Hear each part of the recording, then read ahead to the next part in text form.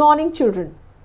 In this session, we will continue with the chapter Digestive System, and in particular, we will learn about the function of the small intestine and the large intestine, and we will also discuss about assimilation of food.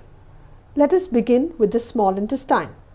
The small intestine serves for digestion as well as absorption of food.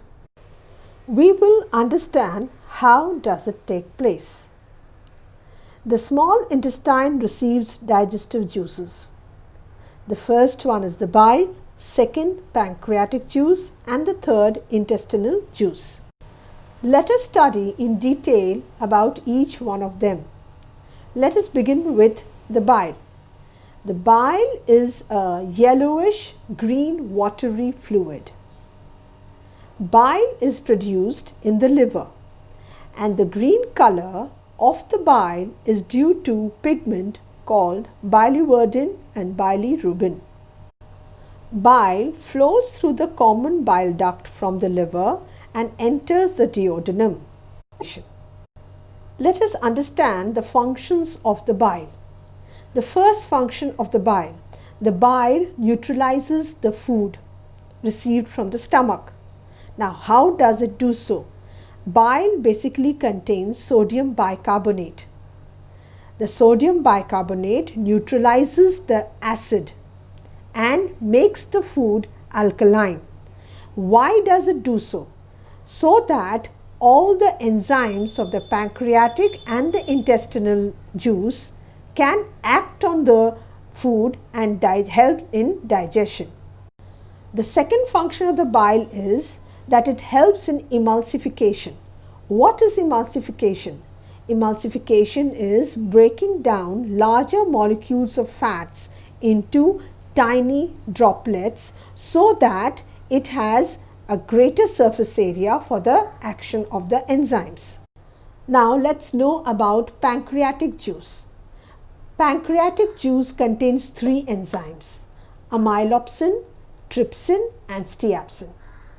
Amylopsin is also known as pancreatic amylase. As we had studied in the function of the saliva about the salivary amylase digested starch. Similarly, pancreatic amylase also digests starch and converts it into maltose. Next, we have trypsin. Trypsin acts on the remaining proteins and produces amino acids. And then we have steapsin. Steapsin acts on the emulsified fats and splits them into fatty acids and glycerol. Now, let's know about the enzymes present in the intestinal juice. The enzymes peptidase or epsin converts the peptides to amino acids. Maltase converts the maltose to glucose, that is monosaccharide. Then sucrase converts sucrose to glucose plus fructose, and lactase converts lactose to glucose and galactose. And lipase enzymes converts the emulsified fats into fatty acids and glycerol. Now, since the food has been broken down into their final products, absorption of food begins in the small intestine. The food is absorbed by the thin epithelium of the villi and reach the blood capillaries and finally to the blood circulation.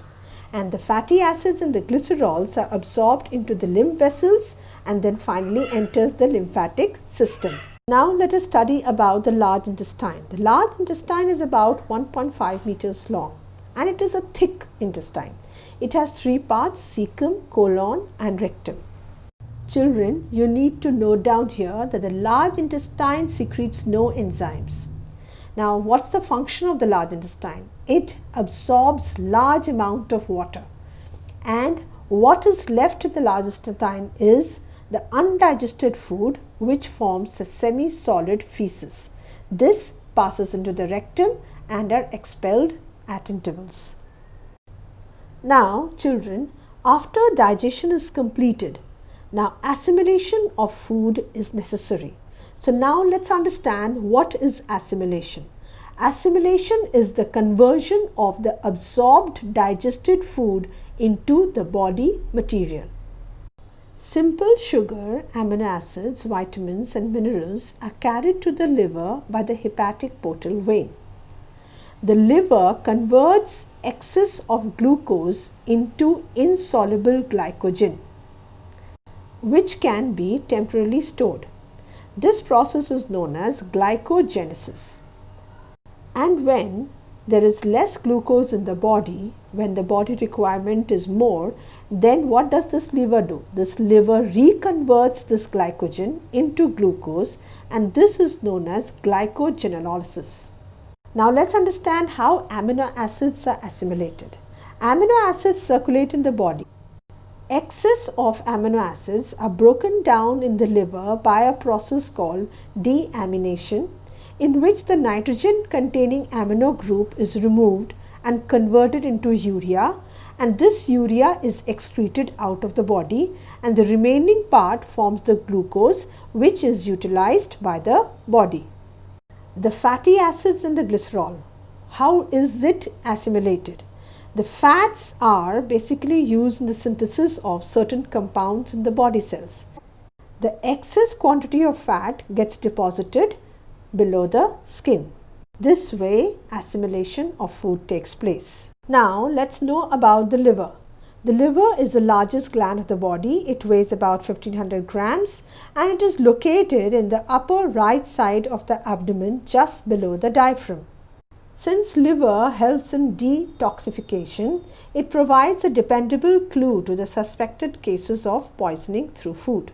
With this, children, we come to the end of the chapter. Read the chapter and try to answer the questions at the end of the chapter. Thank you, children. Take care.